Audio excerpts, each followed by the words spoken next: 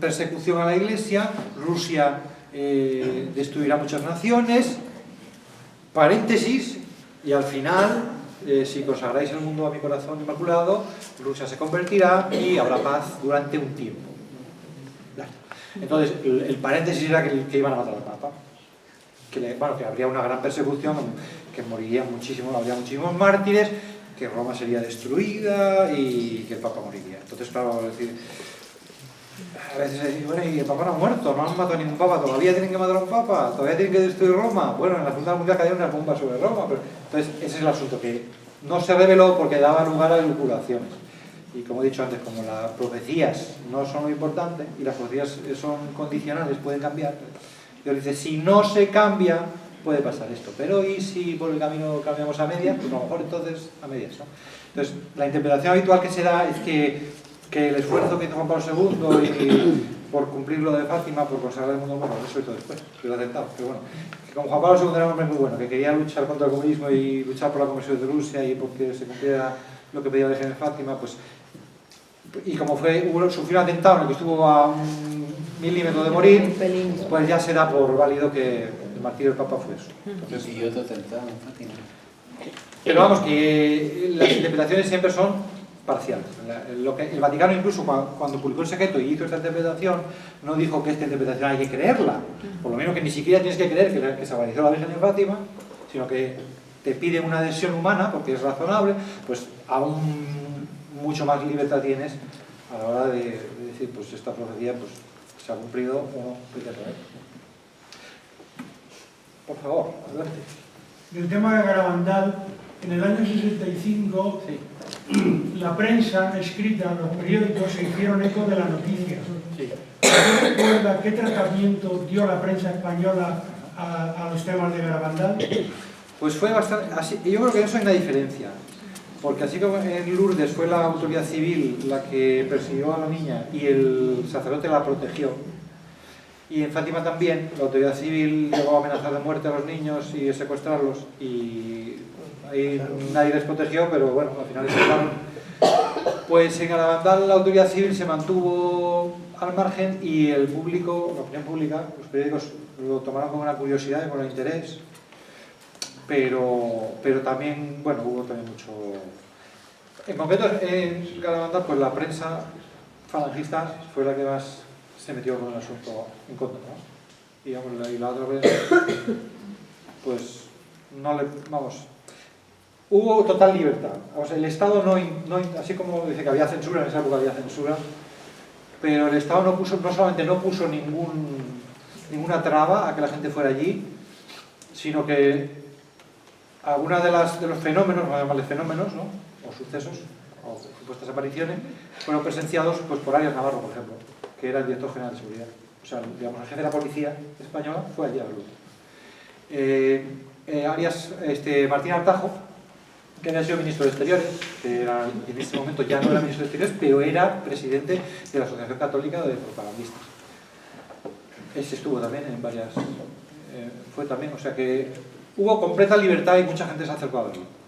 O sea que, digamos, simplemente la Iglesia fue completamente libre, no fue ni las niñas se les puso, no solamente no se les puso ninguna traba, sino que siempre desde el principio había guardia civil para garantizar el orden público. Salieron fotos de las niñas. Sí, no solo eso, sino que el último éxtasis, el último mensaje, el último mensaje fue grabado por Televisión Española, está en el archivo del nodo. Que iban a comulgar, bueno, eso es otra cosa. Está en el archivo del nodo, o sea, fue grabado por lo menos por la RAI, la televisión italiana, y por la televisión española. O sea, se conservan las imágenes de los éxtasis. También hay una pequeña grabación de una cosa que llamaron, o que se llama así, el milagro de la comunión visible. Porque las niñas cuando no podían comulgar porque no había misa en el pueblo, decían, normalmente o durante muchos días, que recibían la comunión de manos de San Miguel Arcángel. ¿Vale?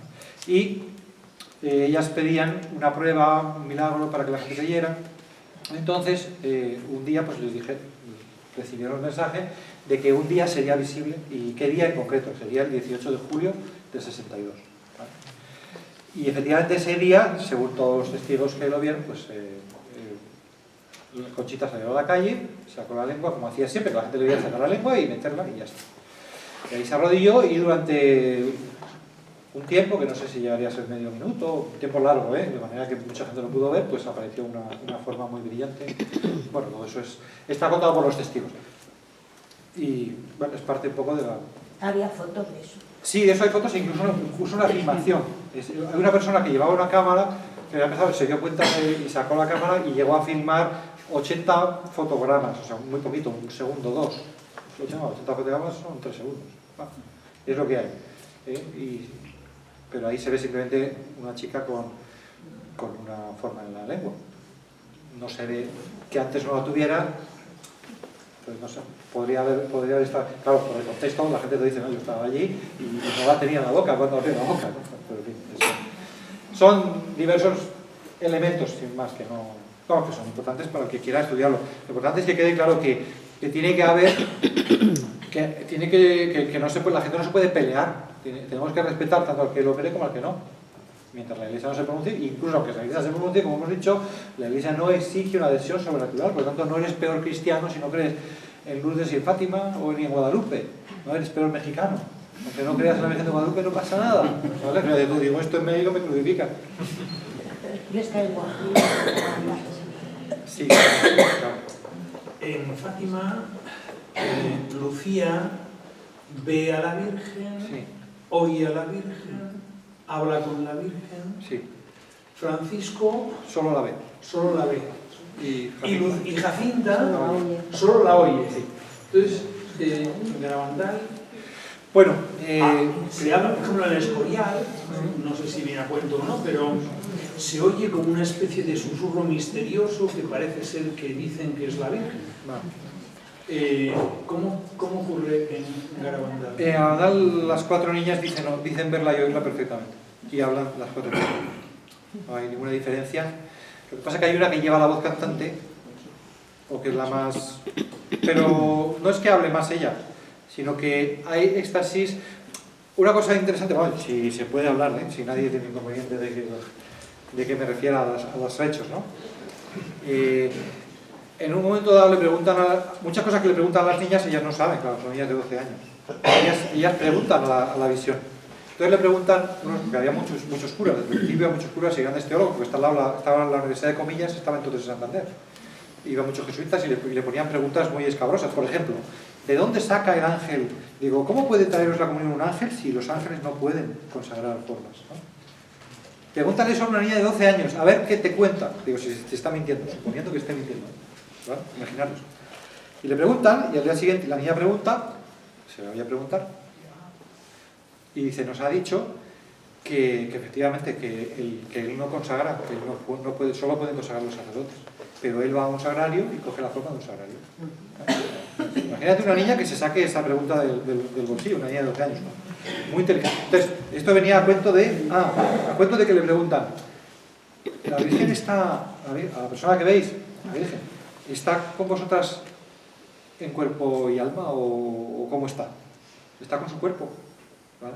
Preguntas. Respuesta, no.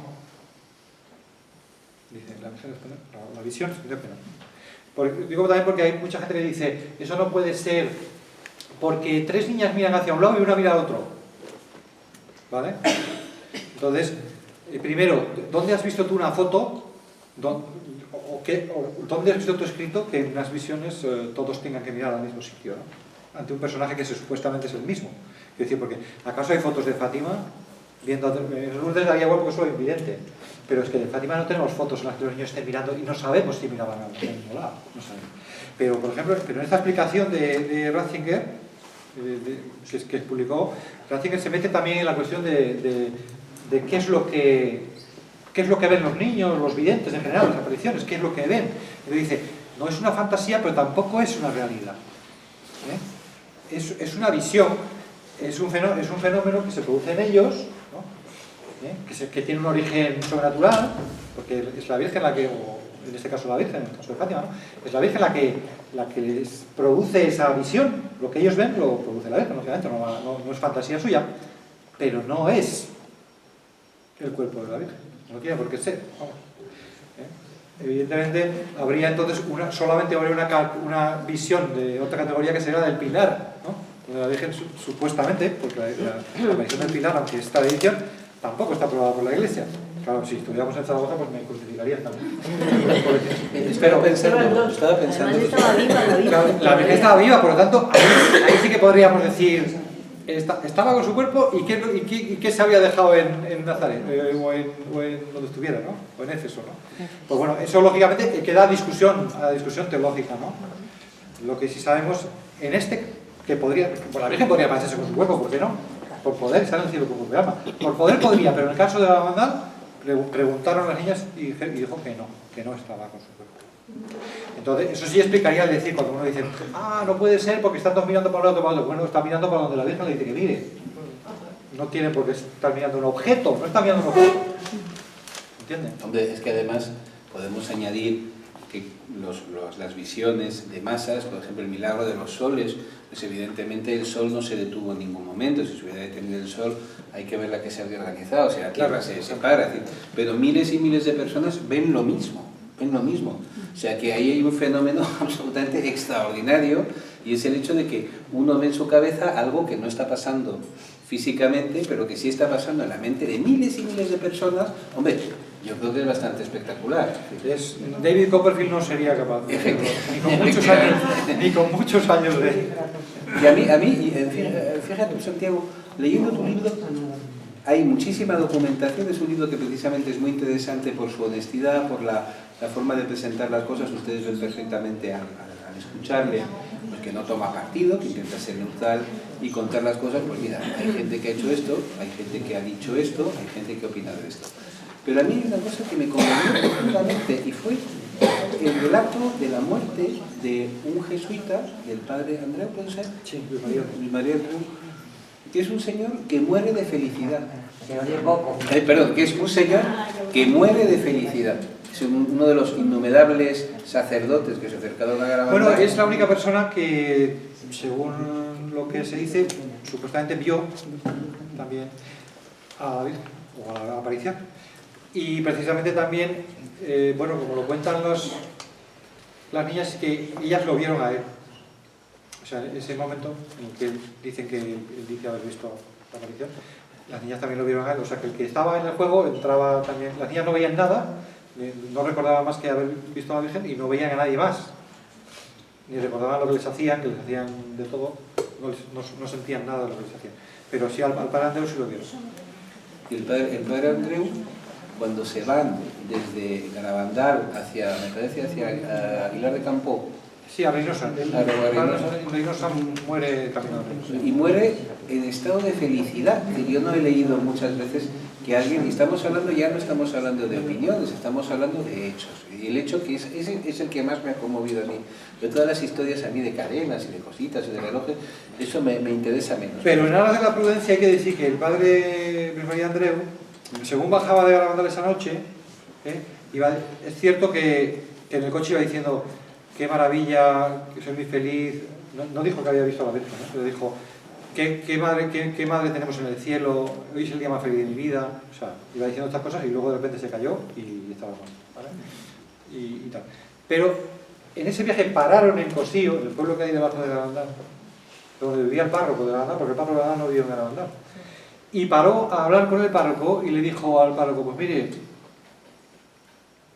yo creo que esto que esto que está pasando es muy serio y tal, pero pienso que la Iglesia tiene que ser prudente y que esto hay que estudiarlo mucho. O sea, incluso esa persona que estaba personalmente absolutamente convencido de que había visto a la Virgen, desde aquel día más feliz de su vida, incluso al hablar con un sacerdote sobre lo que tenía que hacer la Iglesia, no dijo lo lógico que hubiéramos hecho cualquiera de nosotros, y tío, he visto a la Virgen, mucho.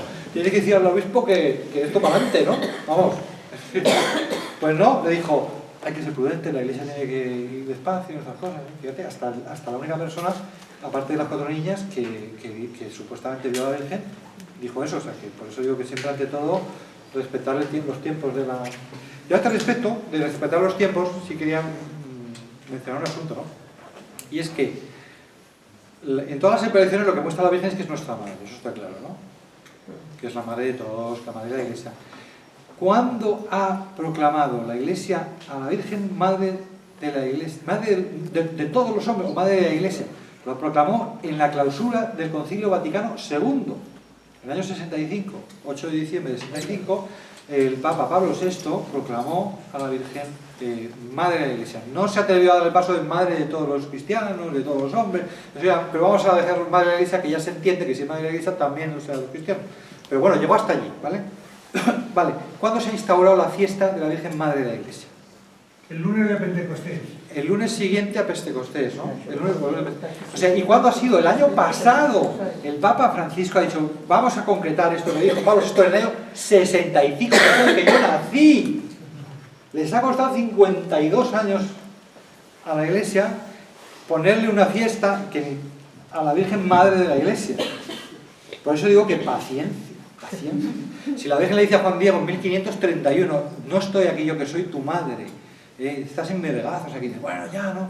Dice, no, sí, ya lo sabemos, que le dice a San Juan, ¿no? Que le dice la Virgen, ahí tienes a tu hijo, ¿no? O sea, esto está claro, está en la Biblia. Sí, está en la Biblia, pero hasta que llegamos a ponerle una fiesta a la Virgen Madre de la Iglesia, año 2018.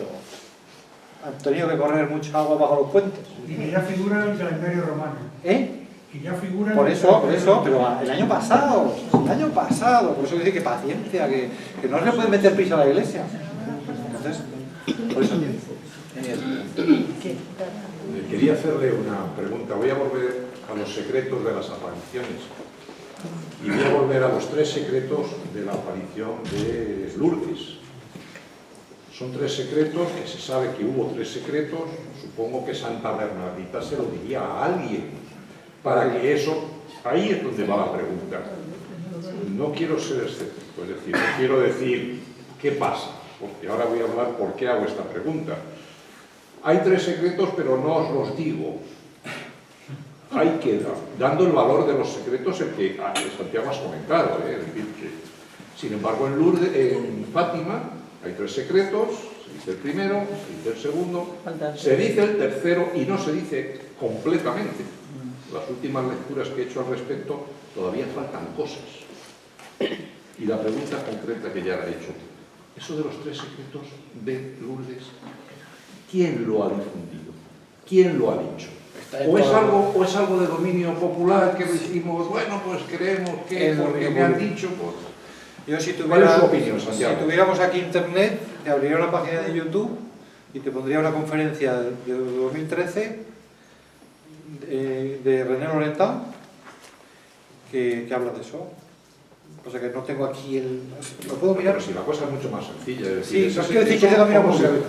difundido? ¿Cuál es el origen? Santa Bernardita No, sí, claro. se lo dice a su confesor, se lo dice al obispo de la diócesis de Tarbes. No lo sé exactamente, pero vamos, es de dominio público que en un momento dado dijo que la Virgen ha dicho 3 secretos. Ya está.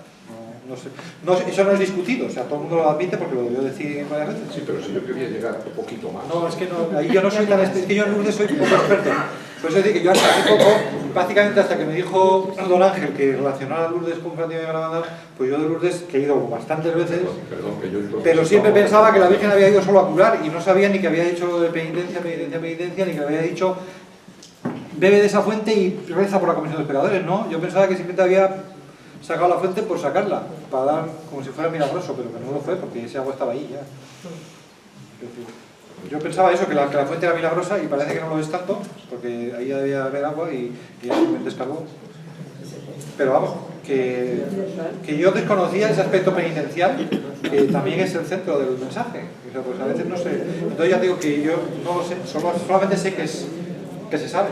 Y esta elucubración de Laurentin, que piensa, primero piensa que serían cosas personales, porque lógicamente si no lo habría dicho, y luego que aventura eso, pero quizá una de las cosas que le dijo es que no aceptara nada, ni una naranja ni una moneda. No he encontrado el origen de ese Sí.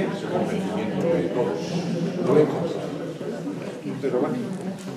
Santiago, volviendo, yo quería ¿Quién primero? una pregunta. A ver, que yo he estado 6 veces en Garabandal y doy testimonio de que hay una presencia de la Virgen espectacular. He visto incluso gente siniestra que va allí a hacer viajes astrales, igual que en otros santuarios de la Virgen, que hay presencia de ese tipo de personas. Y conozco conversiones y curaciones personalmente, que me lo han contado a mí. Y lo que quería, o sea, la pregunta mía es que la Iglesia no haga un pronunciamiento definitivo. Yo pensaba que tenía que ver con que Conchita, la vidente principal, ha anunciado el gran aviso y el gran milagro. El aviso y el gran milagro. Entonces, claro, mientras eso supuestamente no ocurra, sí, ¿no? Pero eso es una excusa, porque entonces habría vamos, una excusa, puede ser un argumento, no lo niego, pero para mí es una excusa. ¿Por qué? Lo digo, porque entonces también habría que haber esperado a la Segunda Guerra Mundial y a la muerte del Papa para aprobar Fátima, y el obispo de Leiria aprobó las apariciones de Fátima en 1930, antes de la Segunda Guerra Mundial y antes de que el Papa muriera, que no ha muerto tampoco, o sea que, vamos, la gran persecución, tal. En el año 30 la gran persecución no había pasado. Es decir, que no, en Fátima bastó el milagro del sol como prueba, que ya es bastante, claro que sí. Y la tierra seca. Pero me refiero, el que haya profecías, ¿vale? Evidentemente la Iglesia sí pide, lo mismo que las ratificaciones, pide un milagro, para estar segura, aunque no deje de ser una seguridad humana, ¿vale? Razonable, en el sentido de que es razonable. Si yo hago un milagro, será que quiere esto, ¿no? Entonces, es cierto que en las apariciones la Iglesia pide, busca milagros, claro que sí, tiene que haber algún milagro, porque no estamos hablando de se me ha aparecido la Virgen, venga, créeme. Pero no necesariamente todo, y menos las profecías, si hay profecías, no se tienen que cumplir para que se apruebe, ¿vale? El caso de Fátima es claro, no se cumplían las profecías y se aprobó. Entonces, yo aquí no he dicho las profecías de Garabandal porque no quería referirme, por nada, por supuesto que... Entonces, Garabandal está dentro de esa ayuda que la Virgen, de hecho, lo importante es el mensaje. La Virgen está aquí con nosotros, nos quiere ayudar y nos llama a la penitencia. Y nos anuncia, en este caso, es decir, para que os mováis a penitencia y todo el mundo realmente se sienta la cercanía de Dios y tal, va a haber un gran milagro. Dios hará un gran milagro con el cual mostrará con evidencia pues su existencia, su verdad, la verdad de la religión católica, a todo el que... y todo el mundo, y nadie podrá negarlo, nadie que pase por allí, porque estará en Garabandal. Entonces, en ese sentido, sí, existe una profecía en Garabandal, o sea, un mensaje, uno de los mensajes, no es... Hay que distinguir los mensajes, que son los que he leído, de las profecías. Es cierto que hay profecías que yo no las he querido mencionar porque no están dentro de lo que alabó el obispo. Fijaros que el obispo en el 65 alabó los mensajes, pero él entonces no sabía que hubiera profecías, porque eso no se lo habían comunicado, o como él se refiere a los mensajes que se han divulgado, eso no se había divulgado, ¿vale? Entonces, en definitiva, por lo menos no me consta. Es posible que se pueda interpretar, sí, bueno, ya lo habían dicho para entonces, claro. Habría que ver si... Yo entiendo que eso no se refiere, que lo que dice el obispo es alabanza, se está refiriendo a la piedad, a animar a rezar, a la penitencia, y no se está refiriendo a la... Entonces, no, creo que en eso la Iglesia es un poco... Pero en cualquier caso, entraría dentro de esa ayuda, que dice, Dios te va a dar una ayuda para que te conviertas, para que hagas penitencia, Dios te va a dar una ayuda especial, que va a ser un milagro muy grande, que cualquier persona podrá comprobar la verdad, si no es un terco que no quiere verla, ¿no? Entonces, en ese sentido, pues claro, algunos dicen, no, entonces la Iglesia hasta que no lo vea no lo cree. Como dicen, no. Pero entonces no va a hacer falta probar las apariciones, porque si tienes así un milagro que... Supongamos que... Claro, entonces empiezan las preocupaciones, ¿y qué va a ser ese milagro y cuándo va a ser? Y tal, ese es el peligro, ¿no? Pero en fin, en definitiva, no creo que haga falta esperar al milagro para estudiarlo. No es una condición, ¿no? Sí.